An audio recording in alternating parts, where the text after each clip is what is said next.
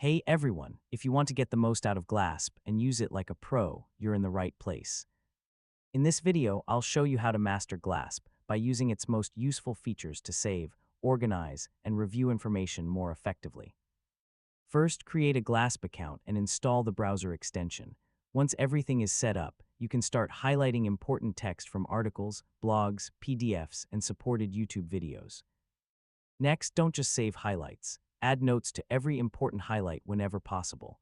Yeah, writing your own summaries and ideas makes the information much easier to understand and remember. To keep your knowledge organized, use tags or collections whenever they're available. Group your highlights by subject, project, client, or learning goal so you can find everything quickly later. Make it a habit to review your Glasp library regularly. Use the search feature to find specific highlights, update your notes, and remove information you no longer need. You can also explore community highlights to discover useful articles and insights shared by other Glasp users. This is a great way to learn from the community and find high-quality resources you might have missed. If you work across multiple productivity tools, use Glasp's export or sharing options whenever they're available.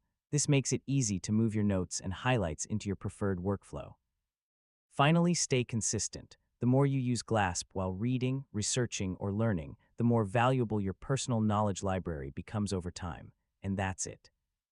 Now you know how to master Glasp and use its features to build a powerful personal knowledge base.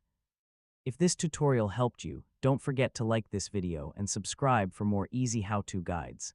Thanks for watching.